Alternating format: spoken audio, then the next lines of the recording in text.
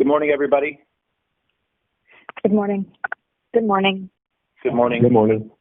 Obviously, as Jeff would say, there's a ton going on, but I want to start with the COVID crisis with Laura, please. Good morning, everyone. The disease right now is spreading so fast, and at this point, the data is devastating. As we end this week, the U.S. has added over 556 new cases since Monday. The nation is likely to hit 11 million new cases at some point in the next 4 days, which will be the fastest rate ever. The positivity rate of the country is now at 9.23%, and this is the 10th day in a row of over 100,000 cases and the third consecutive day for record hospitalizations. States are reporting shrinking ICU capacities, but also staffing shortages as well. These numbers show an explosive nationwide growth of this and the spread of coronavirus. And Tinker has just issued a guidance note going into the weekend as the numbers tend to decrease over the weekend, but it doesn't mean that the disease is abating. The key models that we have been tracking are predicting a high number of deaths in the newly released modeling. IHME model that came out last night predicted 439,000 deaths by March 1st, with a number as high as 587,000 deaths if states relax any mitigation. To get to that incredible number, it would mean that there would be 2,200 deaths per day. The CDC's ensemble modeling predicts the loss of 40,000 additional American lives by December 5th. Yesterday was another record day with 153,000 new cases and 919 new deaths. In states, the political divide over mitigation still continues. Science and mandates continue to rankle Republican governors and then making headlines over this. Yesterday, you had the Republican governor of Mississippi saying that if Joe Biden ultimately becomes president of the United States, that state won't participate in any sort of nationwide lockdown. South Dakota, which has a rolling positivity rate of over 20%, but the mayor of Sioux Falls broke a tie in their city council, and there won't be a mask mandate there. And with numbers spiking in Texas, the state's largest indoor water park will open, saying they will follow CDC guidelines. But two states led by Republicans, Iowa and Utah, do have mask mandates now. In Utah, the positivity rate is over 23% with record daily cases. There's a 2-week state of emergency, and we have Lucy Kavanaugh that takes us inside the stresses on the system with Utah with a really powerful piece this morning that profiles a woman who lost her mother and grandfather to coronavirus with only her father surviving. Yesterday, the mayor of Chicago issued a stay-at-home order for 30 days that will begin on Monday and a mandatory limit on gatherings to 10 people. The state is up 4% this week in its positivity rate to 14.3%. California became the second state to pass 1 million new cases after Texas earlier this week. And in Georgia, where Georgia undertakes a hand recount, the Georgia Secretary of State is under quarantine as his wife tests positive. In health headlines, Secretary Azar on CNN yesterday said targeted vaccinations could start with the most vulnerable in December, and predicting at the end of April that there'll be enough for all Americans who wish to get vaccinated. And you have Dr. Fauci that said the higher efficacy rate of the vaccine could mean Americans would overcome their fear and misgivings about the safety of the vaccines. And this morning he said that the United States could turn this around and that it is not futile. And while we're weeks away from this vaccine distribution, still tons of questions about how the initial wave will be handled of the distribution. Sarah Murray files a piece on the status of that for 5 and 6 today. On all of the health headlines, we have Sanjay, Elizabeth, and Jacqueline available. On education, we have Diana Goldrigo looking at the challenges for teachers in the new school year and what does the return to the classroom really mean. And Evan McMorris-Santoro is available on the New York City state of schools, and the positivity number increases and it gets closer to the threshold to return to remote learning. And in sports, the Ivy League schools become the first NCAA division to say they're canceling winter sports and not playing the delayed fall sports in the spring season. Andy Schultz is available from the Masters to talk about these developments. For the wrap pieces today, we have Nick Watt for 3, 5, 7, and 9, and Erica Hill for 4, 6, 8, and 10. And that's where I'll pause. Okay, Laura, thank you very much for all that. There's a lot there, obviously a lot of numbers, none of which are good. Just before I open it up to everybody, Ben just sent out a note about the numbers and some of the nuance in numbers as we go through today and the weekend and into Monday. Ben, are you on, Ben? I am. Yeah, can you just offer that guidance to everybody on the call, just in terms of dealing with the numbers as we see them in the next few days? Sure. So we have seen some weekend records in the past, and certainly anything can happen at this point. But I would just caution everyone that as we get into the weekend, if the numbers do drop even a little bit, not to assume that that is necessarily a good thing. I would almost guarantee you they will continue to go up. They will continue to go up exponentially, but we may see some reporting lags over the weekend and then dumps of new cases and new deaths, as we get into next week. So I would just be careful on that. Second note, when reporting on cases and deaths, they are cases and deaths reported on a certain day. I just want to make sure that we all are really careful not to suggest that X number of people died yesterday. We don't know that, and I would guarantee you they did not die yesterday because it takes time to get these cases reported. And then just a third, real quick, all of the data changes all the time. This happens as Johns Hopkins goes through and figures out that cases were, actually happened on a certain day, reported on a different day, or to my earlier point, that people died on, one day versus another day. So even with the notes that we send out and that the NCC sends out about records, they are all subject to change all the time. So please check the Element Builder before you report. All right. Thank you very much, Ben. Obviously, there's a huge economic component to this and discussion about the stimulus and what the status of that is, and also, the president is having his first official event, it feels like, since the election, and excluding the visit to Arlington National Cemetery today on Operation Warp Speed. So we'll get more on those things from Washington. But before we do, on the virus itself and all of these alarming numbers and how they're impacting people in the entire country, I'd just like to open it up to anybody who has any other thoughts, questions, concerns.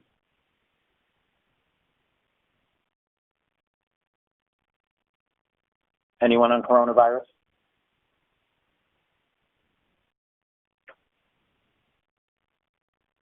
Okay. I'll just add real quickly, Michael, just, as a harbinger of what's to come, we sort of talking about it just to underscore it, and Sanjay has said this on the air many times. It's really the hospitalizations that we should be watching. And if you look at the trends from the COVID tracking project, they are nothing short, of frightening, even by the standards that we're talking about things today. More than 67,000 people hospitalized. Hospitalizations, as we know, lag, about a month behind the cases. So you look at where cases were a month ago, and we were all scared about that at the time, and you look at where the daily cases are now, fast forward a month, and you can only use your worst imagination, as far as where we're going to be. So that's definitely something to focus on. Yeah, thank you for that, Ben. And of course, you can further break that down into ICU beds available, and which is and amplifies whether or not localities are able to even manage the most serious cases if they are overrun with cases and ICU beds disappear, and there's no place to put these people or take care of them properly.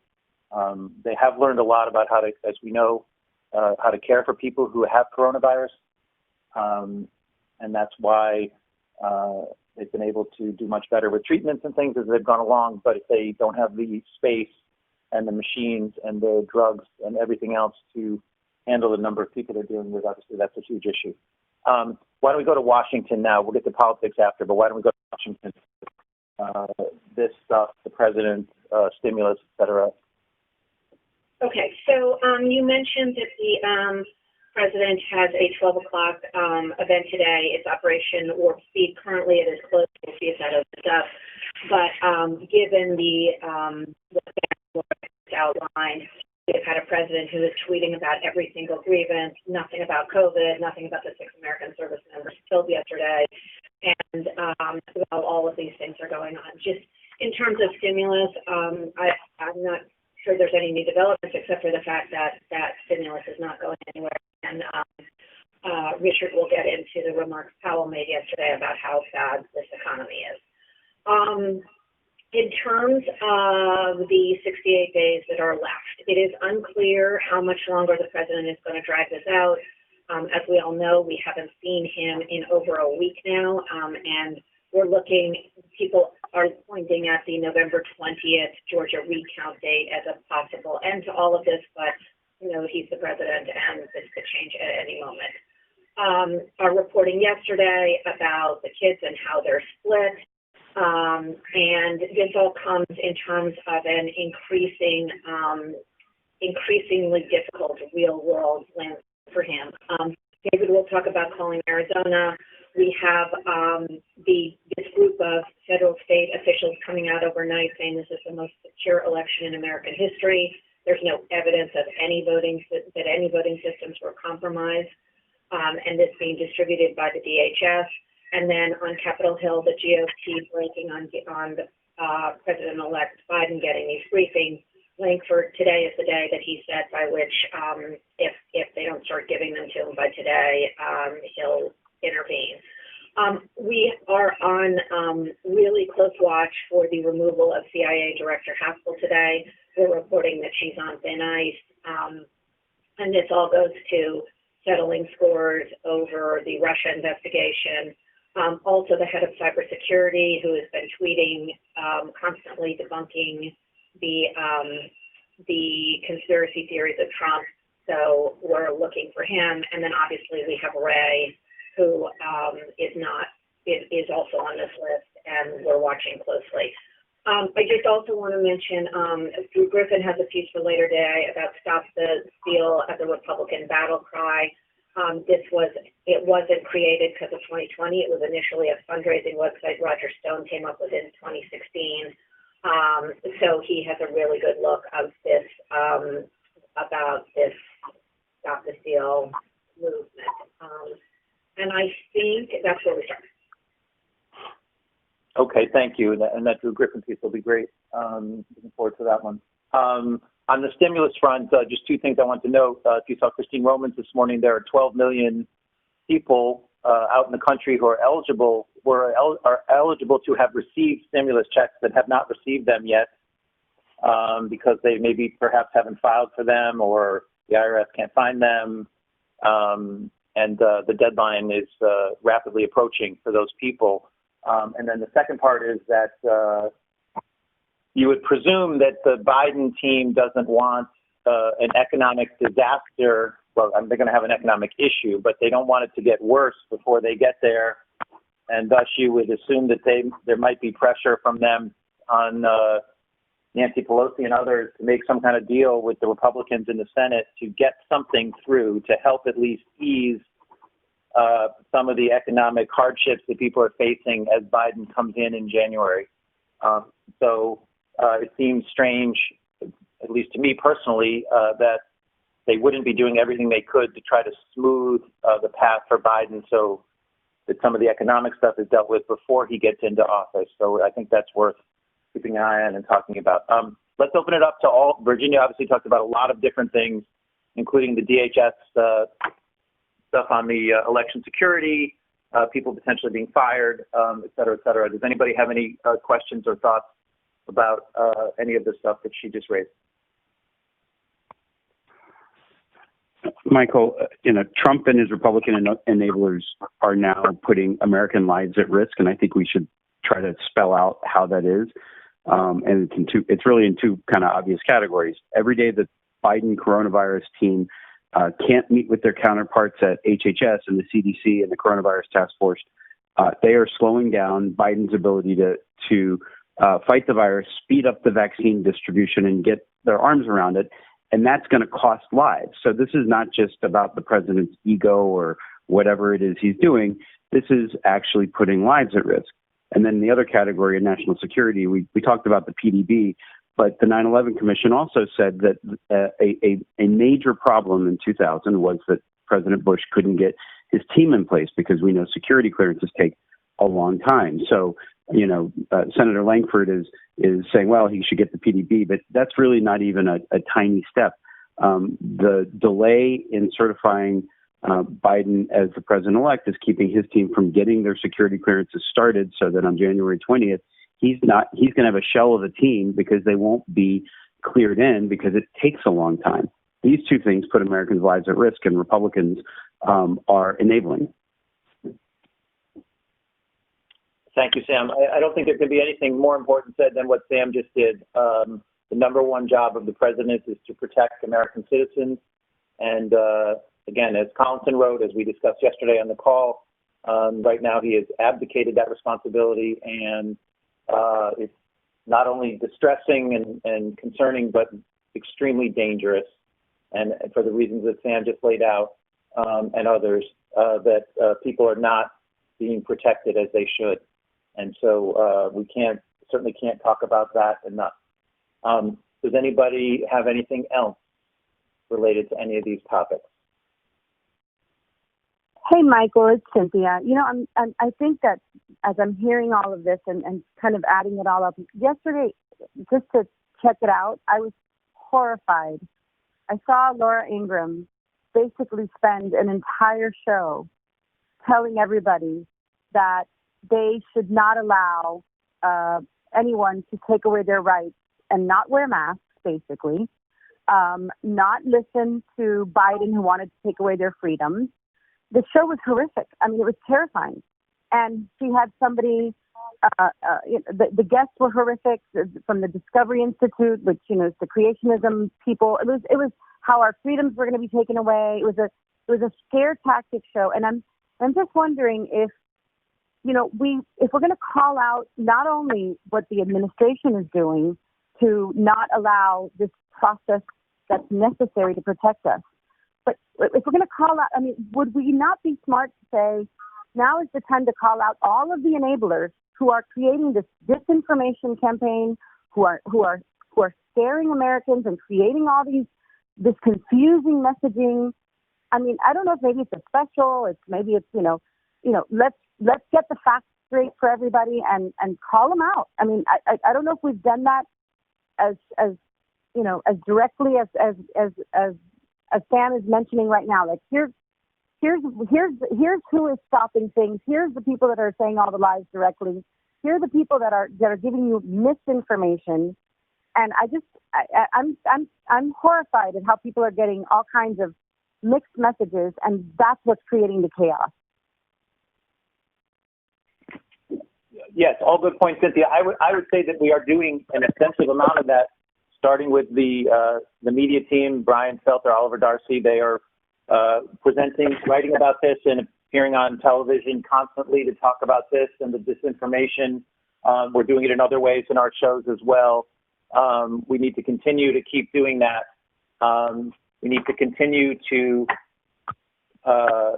debunk conspiracy theories and debunk things that are actually contributing to the risks and dangers that Americans face, as opposed to protecting them. So yeah, we need to continue doing all of that. I agree. And as we've noted many times, Fox News can be a very dangerous entity in terms of both the country and the people that live in it. I mean, I was shocked that I was shocked that on the day of 144,000 cases, she was basically telling people, don't listen, don't wear a mask. I couldn't believe it. The other piece of that, it's Marcus. The other piece of that, I totally agree. The other piece of that is, Alito was out there yesterday, the Supreme Court Justice, giving the kind of intellectual reasoning behind, how it's an abrogation of our freedoms. So it is mind-boggling, but, there's that intellectual aspect of it too. And Fox is the populist, underpinning of that intellectual argument. But it is super dangerous and happening in kind of every sphere of the conservative sphere in America. I totally agree, which is why we have to tell people based on facts what they need to know, which is why people like Sanjay and the other doctors that we have in our on our air regularly are so important to continue to tell people what they really need to do and how they really need to protect themselves. And as we know, the CDC has actually been increasing its number of recommendations to protect themselves, how people can protect themselves. The one thing we haven't heard is from the president or the vice president. Maybe we will today after Operation Warp Speed meeting.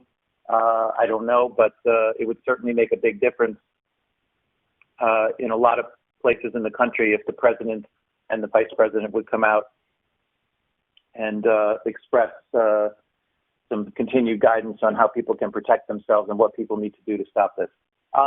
Anybody else? Michael, yeah, it's Ben again. If I could just add real quick, just on the framing of this, Fox is, I do think we've been doing a really good job pushing back against this noise and this disinformation from Fox and others. I think we could probably frame this a little better as not taking away people's freedoms, with masks. We are giving them the means by which to protect themselves and telling people what to do, wear a mask, social distance, et cetera. That is better than giving people a vaccine. And that is what we are doing. That is what the CDC is doing, with and in a country where we have science that we can share with people to help them live, healthier, better lives. And I think that's a better way to frame it, as the other side of it frames it as taking away freedom, enabling you to protect yourself and your family. Yep, and the CDC on masks and saying it actually protects you as well as others this week was really important. And just a note on that front, Ben, that's what the president-elect is doing every time he appears. So there's a change coming in terms of how this will all be framed, but 68 days away, or whatever the number is now, 67 days away, it would help the country if there could be a message delivered from people in power before that time. Why don't we move on? Hey, Michael, sorry, just one quick thing. I just want to go back to something that Laura started with on the call. And I know we covered it on New Day about the Utah governor and apparently the Iowa governor as well are now, enacted mask mandates.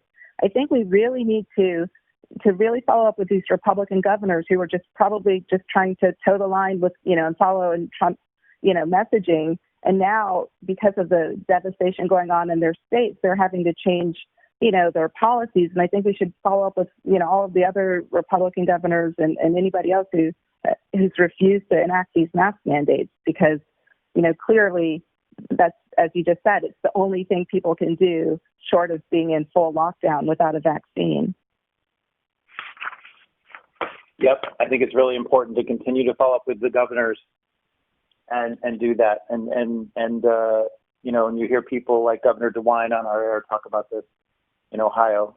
They're very important voices in this. I totally agree. Thank you.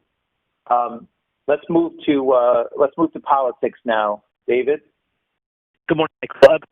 Most of the major political storylines of where we are. So I just things to dig through here. We called Arizona for Biden last night, obviously adding 11 electoral votes to his tally at 290, and Georgia stay in his column. That'll go up to 306. Of course, the exact number Donald Trump won 4 years ago. There's no publicly planned Biden schedule today, as he remains at his Rehoboth Beach house, but he is going to meet with his transition advisors. Vice President-elect Harris is also meeting with advisors in D.C., but again, we don't expect at this moment to see either of them today. But if folks are doing the Arizona thing, I should just note, if you didn't catch Cindy McCain on New Day, there's some really good sound there that could help with that story. Ron Klain, the incoming White House Chief of Staff, gave his first interview since being named so last night. I think there were two key elements out of that interview. One, he talked about the COVID coordinator that is going to have direct daily access to Biden in the Oval and brief him daily. And also, on day one of the Biden administration, they're going to put a mask mandate in place where the federal government can actually effectuate that and encourage states and localities to do the same. As you said, a different framing coming on January 20th. He also, Klain said that Biden has spoken with some Republicans, but not McConnell. That will come when McConnell drops the enabling bit of Trump and acknowledges that the election is over, but they have not spoken yet. You saw the news that China congratulated Biden on his victory, adding to the big powers around the world that have done so. President Obama's memoir, Promised Land, the book tour, the interview process of the book tour began, and CBS released that 60 Minutes clip with Scott Pelley, where Obama talked about this current state of affairs and said that the baseless vote fraud claims are motivated in part because the president doesn't like to lose and never admits loss. But Obama went on to say that he's more troubled by the fact that other Republican officials who he says know better go along with this and humor him in some fashion. It's not just delegitimizing the Biden administration. He said it's delegitimizing democracy in general, and that's dangerous. So that sound out there from President Obama. In the Georgia Senate runoffs, Kyung La is going to take a look for Ebach tonight at just how intense, how negative, how expensive this has already gotten. The ads are flying and the money is flowing in pretty significant fashion.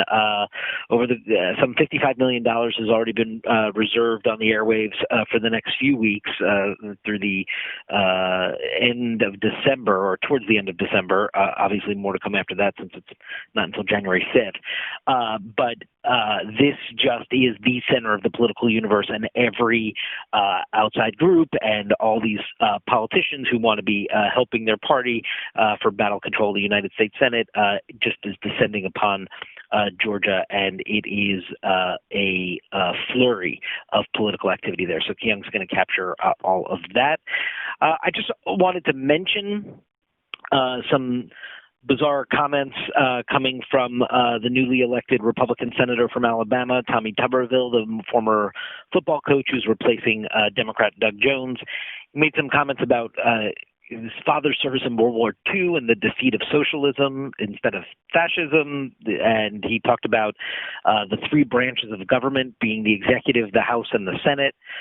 He also may have been making some fundraising calls at his temporary Senate office. So there's just a whole bunch of stuff out there on Tuberville that suggests perhaps he's not quite ready for prime time. And folks may want to take a look at that. And I think that is where we start. Okay, just a couple quick notes, and I didn't know you were ending on that before we open it up. I didn't know you were ending on that, but I will note for people, if anybody is doing the Tuberville thing, you should check out his answer on what the Voting Rights Act is during the campaign when he was asked to talk about the Voting Rights Act. Go back and find that answer. And then you may be less surprised that he doesn't know what the branches of government are and some of the other notes that David pointed out. It's absolutely outrageous that somebody like this can get elected, but it's happened before, like in 2016. So just check it out. But the lack of knowledge and understanding of actually what they have been elected to and how the government works, what the Voting Rights Act is, et cetera, it's just fairly incredible. Two other quick notes on what David brought up. The Obama sound, we've used it a bunch of times. We should continue to use that. It's really important, I think. The last part of what David said about that all of this is not just delegitimizing the Biden administration, but also democracy in general, and it's very dangerous. And I think we talked a lot about that, but I think it's important. And hearing from the former president on this is another key piece of the conversation. And then just one other note on the transition, as we've heard from Ron Klain, some sound from Ron Klain in the interview we did last night, and the transition continues to move forward despite all the obstacles. And we should do our best to continue to treat it as we would in any other transition period where, we do keep it moving forward. Who's going to be Secretary of State? Who's going to be Secretary of Defense? Who's going to be Attorney General? What are the plans for Biden on day one? What are his plans on coronavirus? What are his plans on the economy? And treat all of that in not a totally normal fashion, because there's nothing normal about 2020, but just continue to tell that story as we would be if the president had already conceded and Biden was moving in to take over the government fully in 2 months. Anything from anybody on politics or anything that's been talked about so far? Yeah, Michael, I just wanted to continue the discussion about the clear and present danger that these false allegations might be doing to the country. And I know it sounds like a overstatement, but I watched Rudy Giuliani on with Lou Dobbs last night, and it shook me to the core.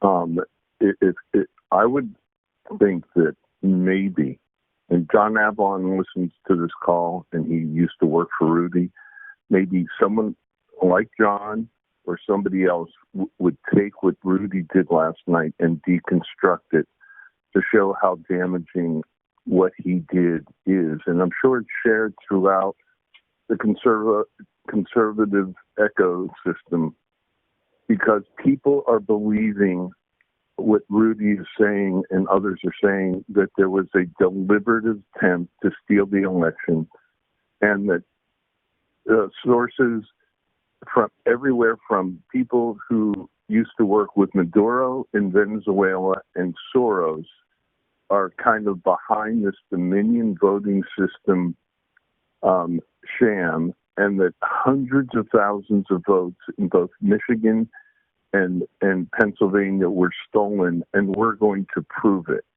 Now, if we had an outside the U.S. enemy trying to divide America, we would be focusing on that in spades. And this is continuing to go on, and no matter what happens after the president-elect is inaugurated, because so many millions of Americans have heard this stuff from people that they trust, not OANN, but the guy who was formerly dubbed America's mayor, continues to go on and say this stuff. I know we don't like to amplify bullshit, but there needs to be something that stops this, because it's going to divide America further than it's already divided. And I think it's our obligation to do something about this. Drew Griffin has been assigned to that, and we'll start on it as soon as he's done with today. And if I could just jump in here, to me, the biggest issue is not just the Rudy Giuliani's and the people like that, but it is the universe of misinformation that is happening. So if you are a Republican who doesn't watch CNN and you watch Fox News and you have your Facebook feed and maybe you have Twitter, every single bit of information you are getting is one thing in a message, that the election was stolen from Donald Trump. And you're getting that over and over again. And then you look to your leaders in Congress, they're saying the same thing, the president's saying the same thing. Why wouldn't you believe it? It's very convincing. I think that is the danger, that it's many sources saying a similar message. It makes it different from any other kind of disinformation we've seen. Yeah, They're true believers, by the way. They are completely convinced, and there's no getting them out of it, because they only listen to their sources, which are red state radio. They listen to In the Matrix. They only watch Newsmax. They only listen to their sources. They live in their bubble, and they do not believe anything other than their bubble. And so getting them off of that is incredibly difficult. So I totally agree. I would just say two things. One is, I think that all across our shows, Brianna and Jake and Anderson and Chris and Don are constantly doing this. We can only do what we can do in our world, right? We can't change somebody else's world, but we are trying to tell a story that's truth and call out all of the lies and the falsehoods every single day, and usually every single hour on CNN, and that's what we can do, and that's what we are doing. So I would encourage everyone to continue to do that. We can't do anything about what Rudy Giuliani says, except if there's something important to call it out and debunk or tell why it's untrue or why it's false.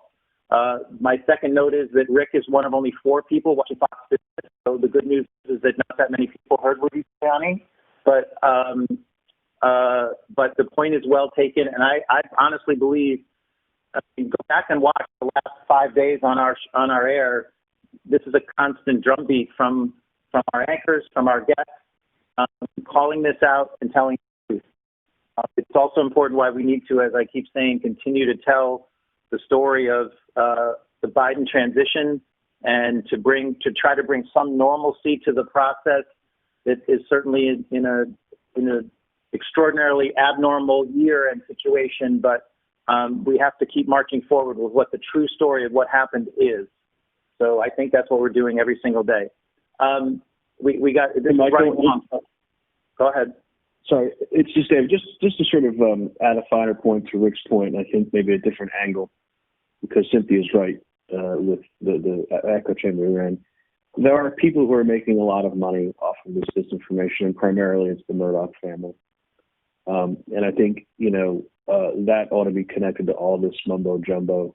Last week, I think it was a former Prime Minister of Australia, Malcolm Turnbull, just eviscerated the head of Fox Corp in Australia.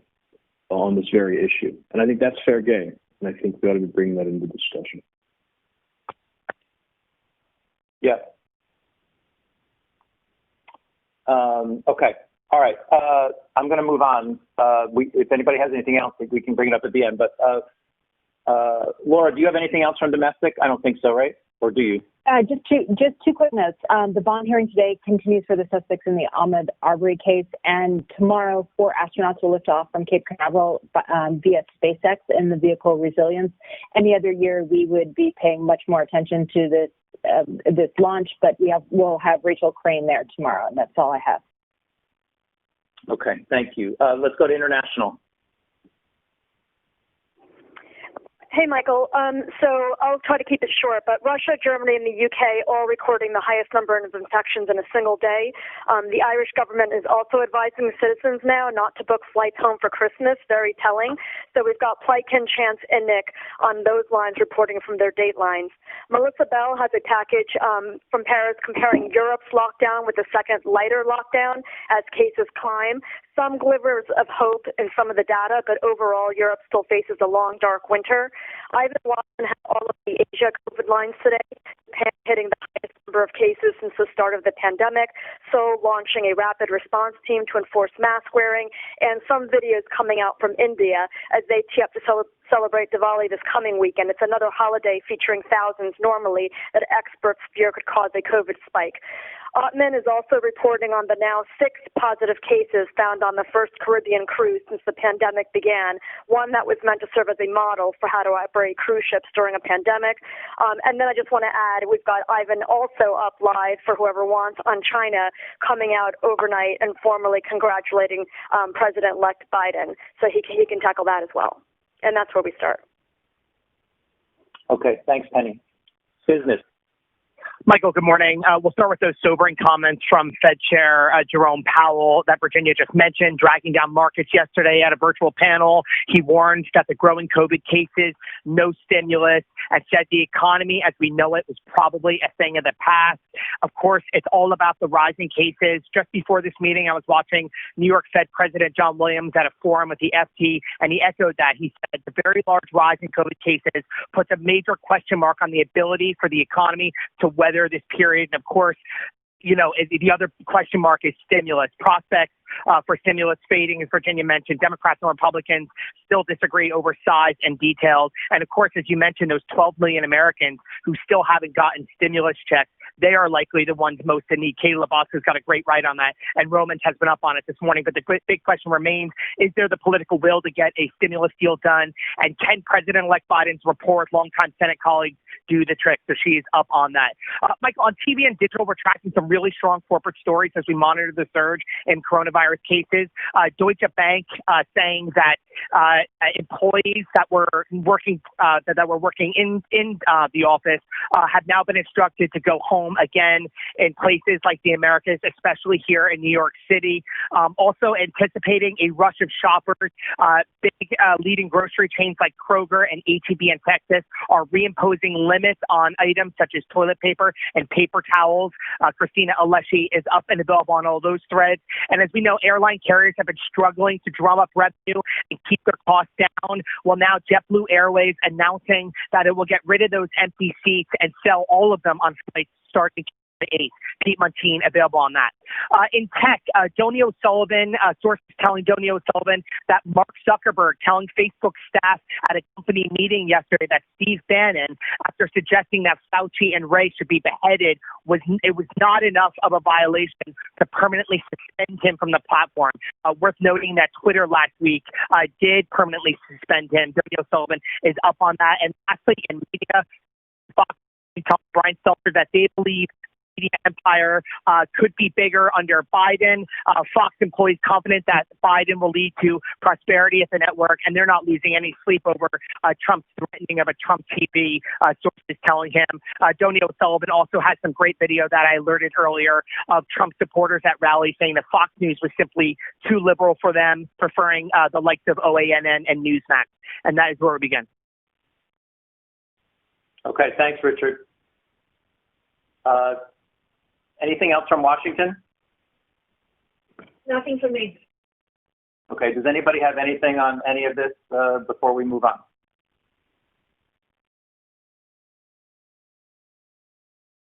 Okay, digital.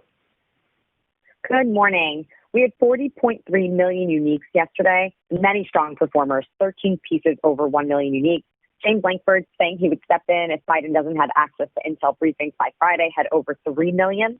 Stephen Collinson analysis. Trump's stunning abdication of leadership comes as pandemic worsens, over 2 million. And dejected, Trump continues to waffle over waging baseless election fight from Caitlin Collins, Kevin Liptak, and Jim Acosta had over 2 million as well, and rounds out our top three from yesterday. It's also worth noting this piece was our top for consumption time with about 6 minutes average per user unique reading this piece. Currently, analysis from Mae Breston and Stephen Collinson is topping the charts. That's got over 17,000 concurrents. We have, and the headline is Trump's GOP wall cracking as he fights election results. We've got over 7 our president. Also, our projection that Biden had won Arizona. And a piece on Jerome Powell saying the economy as we knew it is over rounds out our top three this morning. Today on the transition of power, we have a good one from Zach Wolf that gives us a good what we know with the headline Trump's endgame comes into view. And another good one on the GOP seeing Trump's election challenges as likely to fail and urges the White House to take steps toward transition. And Trump's eldest children split on his path forward. Elsewhere on the election, we have a good one coming, looking at the new demographics of the record number of women coming into Congress. On coronavirus, we have the latest with the shocking numbers in the U.S. Soon we'll have an essay from Sanjay on the pandemic becoming a humanitarian disaster in the U.S., which is also the topic of the Fact versus Fiction podcast.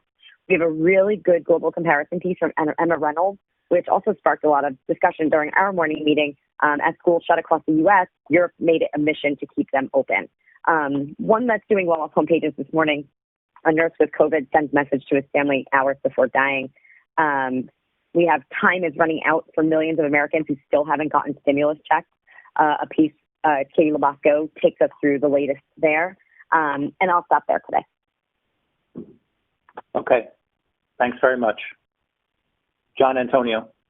Good morning, Michael. So obviously leading with all the transition chaos, putting a big light on the reporting that came out about the DHS saying it's the most secure election. I'm going to couple that with the reporting that came out within the past hour that the law firm representing Trump in the Pennsylvania case is pulling out, showing a growing discomfort and defending this, which is very telling. Kristen Holmes is handling both of those headlines for us, and we'll be hitting them hard all day long. We do have Ben Ginsburg on that coming up next hour. With John King, we do have the New Mexico Secretary of State, who's part of that coordinating council that worked with the DHS to put out that statement. It was a bunch of locals and state officials in the DHS coming together to put out that most secure election statement, which is certainly not what Trump wants to hear and defies everything that he's been saying. John Harwood and Caitlin Collins stay at the White House, going to continue to hit the mood there. The Trump children split. And we'll see where Trump is going. John Avalon and David Chalian at the magic wall. Biden sews up Arizona, adding 11 more electoral votes, and we'll see where the vote count stands in both North Carolina and Georgia, as well as the popular vote. MJ Lee in Wilmington, actually in Rehoboth Beach, where Biden's on vacation. The China piece, Ron Klain speaking out, warning the transition lag is going to hurt the COVID response. Manu Raju on the Hill, we'll see if more GOPers crack and join that growing list from yesterday. And then we do have Alex Mark ready to go. We're on Gina Haspel watch. We'll see if there's any news there and if she gets cut. And we'll go into rolling coverage if and when that happens. Jim Sciutto has Mike Rogers and Robert Cardillo, both Florida's potential members of Biden's administration and the intel community. Just Art of the Deal ghostwriter Tony Schwartz on.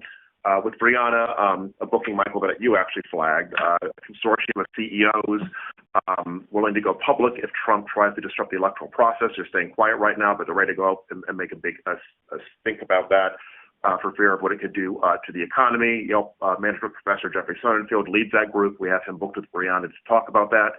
And then Brooke has Douglas Brinkley. Amber Walker is at a recounting location in Gwinnett County, Georgia. The certification deadline is in just 1 week. We want to stay on that as well. The other story we're hitting is coronavirus. growing restrictions across the country as the cases and hospitalizations keep going up. Adrian brought us on the 30-day lockdown in Chicago. Lucy Kaffenoff in Salt Lake City on the hospitals filling up coast to coast. Nick Watt with the 3 COVID rappies. Elizabeth Cohen on the alarming new death numbers with that new modeling that came out. And some bookings to flag. The mayor of Newark, where there's a nearly 1 in 5 positivity rate coming up this show. California's health secretary, where the state just hit 1 million cases, and we're seeing more counties roll back, put more restrictions in place. And one of the New York City city commissioners who's calling on schools to shut down there. Okay. Thank you, John. Washington.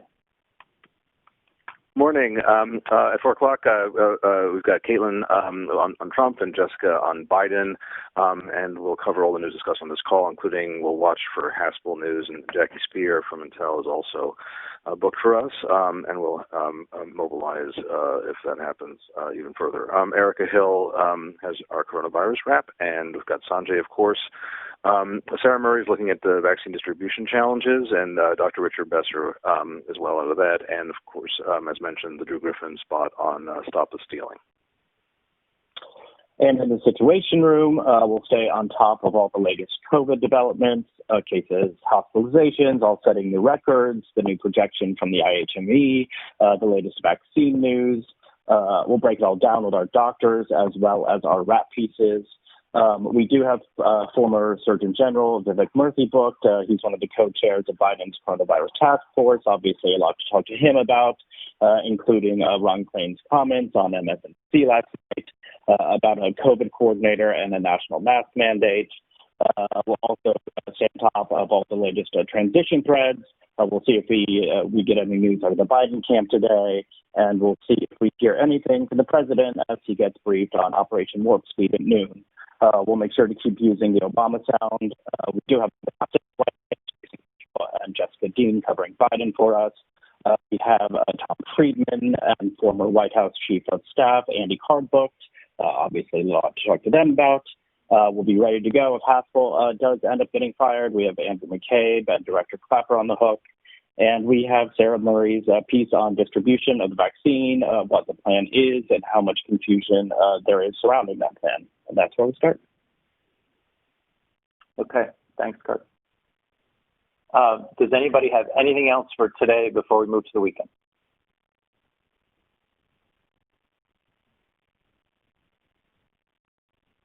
Okay. McConish. Good morning. So we'll be covering the coronavirus surge. A president with little interest in addressing it. Biden's plan to contain it. Are we looking at additional lockdowns? On the presidential transition, this will all come to an end. What will that look like? What can we expect in the next 30 days? We have CNN election law analyst Richard Hassan, and the squad has stayed strong, all winning re-election. We have Congresswoman Ilhan Omar. How do they plan on supporting and working with Joe Biden? Omar has said she would not be okay with Biden appointing any Republicans to his cabinet. And Oregon voters passed groundbreaking drug law reform, decriminalizing small amounts of cocaine, heroin, OxyContin, methamphetamines. We have Morgan Godwin. She supports this. She wrote a piece in the Washington Post. My friend and I both took heroin. He overdosed. Why was I charged with his death? After spending 4.5 years in prison, she's now a member of the Oregon Alcohol and Drug Policy Commission. So kind of controversial, but we'll be doing that. That's where we start. Okay, thank you. Tomorrow night, we will be airing an updated version of the Biden candidate doc, Joe Biden's Long Journey. Jim, do you just want to tell people what the update entails? Yes. In this version of Joe Biden's life story, he actually wins the presidential election. And that's reflected in a bunch of updates through the 2 hours. And it's a really beautiful look at his life's journey from Gloria and Michelle. Yes, it's a terrific doc from Gloria and Michelle and the doc team. As it aired previously, they've done a lot of work this week to update it, which we thank them for. And please, when you're discussing Biden, the president-elect, his transition, et cetera, if you can push the doc tomorrow night at 10, that would be much appreciated.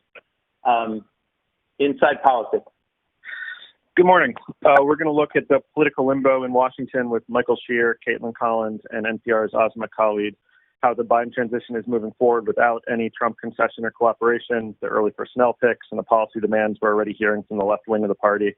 And on the Trump side, we'll look at the lies the president is telling about the election results. Does he have any kind of legal endgame in mind, or is he just trying to salt the earth ahead of Biden taking over? And when will we see more Republicans acknowledge that Biden won? And on COVID, we're looking at the stunningly bad numbers and why it matters that the president seems to be ignoring it lately. We're working on booking a member of Biden's task force to talk about their preparations, and that's where we start. Okay, thank you. State of the Union. Hey there. We are honestly still sorting through our guests because we're waiting for a bunch of answers, but we're working with the Biden transition and talking to a couple Republican governors. We're going to be focusing on COVID and the increasing dangers the country's facing as Biden is prevented from beginning a proper transition. For the end of the show, we do also have Reverend Raphael Warnock, so we'll talk to him about his race in Georgia, all the money that's flooding in there, and some of the attacks that Republicans are already leveling at him. And we should hopefully have updates on our other headliners shortly. Okay, thanks, Abigail. GPS. Good morning. Thanks, Michael. We have a series of people who served in high levels in Republican administrations, including Trump's own, to talk about Trump's refusal to accept the truth and the real-life consequences of that. At the moment, we have H.R. McMaster on how our allies and enemies around the world are viewing this. Michael Chertoff, who you will remember was a U.S. attorney and judge before he headed DHS on the legal and homeland security issues around the president's lies. And Peggy Noonan, Reagan's speechwriter, on the cultural issues around the fallacy and what this does to an already divided America. We have one more slot we're trying to fill. And Freed has a great take comparing the president's actions to how a corrosive and sticky lie about the German surrender in World War I in 1918 led to the rise of Hitler. Okay. Can't wait for that. Reliable sources. Yeah, that's tough to follow. We're going to spend a lot of time, what we talked about on this meeting a lot, the disinformation campaign, the deadly consequences, and right-wing media's role in all this, who are the major offenders of that. And that'll segue into what's going on with sort of the war against Fox, both from the president and the upstarts Newsmax and OAN. We'll get a little into COVID, and we'll also look at Biden's press strategy. Okay, thanks, John. Does anybody have anything else before we go? Hey, Michael, it's Mitra. Can you hear me? Hi, Mitra. Go ahead. Hi. I wasn't going to say anything, but my advice to the digital meeting just now was to press *6 more often and speak up. So I want to be true to that. Today's my last day at CNN, and I just want you all to know how grateful and proud I am to have been here for 5 years. And I'm leaving to go launch my own company focused on community news. I'm super excited, but of course, I'm also really sad. And I wasn't going to say something, but I thought this might be a nice way to end this week to maybe be a leader who can exit with grace, which seems like everyone on the call might want right about now. So thank you. And thank you, Michael, just personally for your partnership and friendship and allowing me to derail the meeting. I promise it's the last time. Well, Mitra, I'm glad you pressed *6, and we will miss you very much, and we wish you all the very, very, very best. Thank you for everything you contributed. We really appreciate it. Hear, hear. Thank you. And I will end by saying that Mitra's first thing she said about press *6 more often is really important. Please do. Everybody have a great day, and I will talk to you later.